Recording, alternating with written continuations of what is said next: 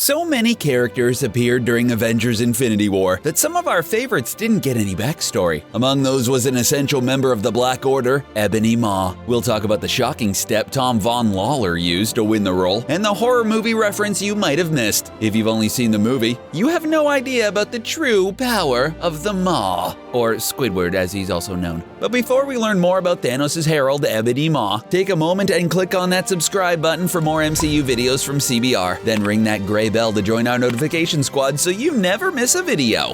Getting to play a part in a Marvel movie is something many actors would do anything for, and Tom Von Lawler's no exception. When his agent asked him to film an audition tape for the latest movie by Marvel Studios, he knew he had just one chance to impress. In addition to acting his heart out, he also dressed up in costume, which he later described as Squidward-looking alien. Although he felt admittedly ridiculous, his plan worked, and he was cast as Ebony Maw in Avengers Infinity War. Von Lawler had been a longtime fan of Marvel, and now it was his chance to be a part of the story. Plus, he admits it was a great excuse to go back and watch all of his favorite Marvel movies. A man after our own heart. Now let's talk about the infamous Black Order. We all know that Thanos loves adopting children, and of course, by adopting we mean kidnapping and tormenting. Father of the Year Thanos. While some of his proteges like Gamora and Nebula have turned against him, many more remain loyal. These are the Children of Thanos, otherwise known as the Black Order, and Ebony Maw is an indispensable part of the team, both in the movies and in the comics. In fact, he's the only member of the Black Order who has their name spoken aloud, which happens when Thanos calls him the Maw.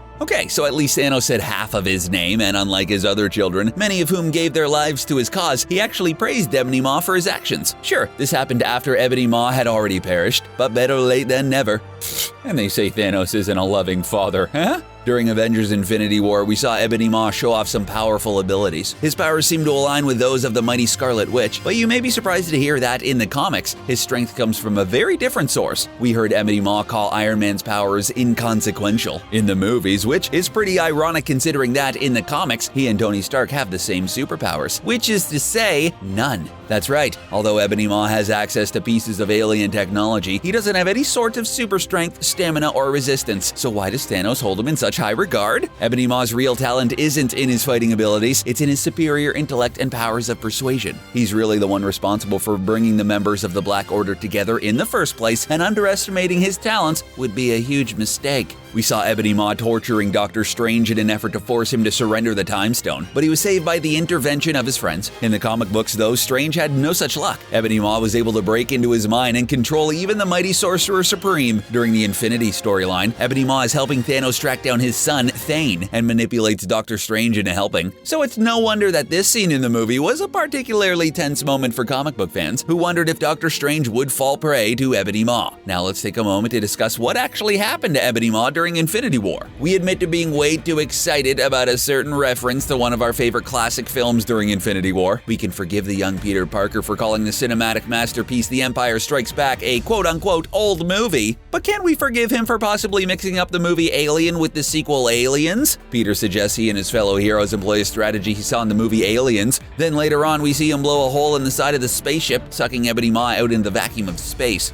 Ardent Alien fans will recall that this is exactly what Ripley did to the original xenomorph in the 1979 original movie, but let's not forget that this also happens to the alien queens in the sequel, Aliens, meaning Peter Parker maintains his reputation for being a bit of a nerd. Attaboy, Pete. But is it possible that Ebony Maw may have broken into Strange's mind before this happened? After all, at one point, Doctor Strange said he would let movie guru Peter Parker and his mentor Tony Stark both perish before giving up the Time Stone, and then later, he just handed the Time Stone over to Thanos. Was this a part of his master plan, or was it the lingering influence of the Maw? In the comics, we learn his powers of persuasion are so great, he can make people forget that he interacted with them at all. So theoretically, Doctor Strange could follow Ebony Maw's plan without even remembering meeting Ebony Maw at all. During Infinity, Ebony Maw eventually gets his ebony paws on Thane, the son of Thanos. He makes Thane watch as Thanos destroys the Avengers, and at the last moment, releases Thane just to see what happens. The funny thing is, this is far from the first time he's betrayed Thanos. Despite being highly regarded by the Mad Titan, Ebony Maw is always looking out for himself and his own selfish ambitions. Thus, coupled with his astonishing powerful mind control abilities, make him even more dangerous than he appeared in Avengers Infinity War. Enraged at his father's actions and desperate to prove he's nothing like him, Thane proceeds to defeat the Mad Titan. We know that the comic book storyline Infinity and the movie Infinity War have precious little to do with one another, but we still wonder if this might be a clue. Could Ebony Maw's action towards Doctor Strange eventually lead to the downfall of Thanos? We can't wait to find out in Avengers 4. Come on, Marvel, where's that trailer? Let's go.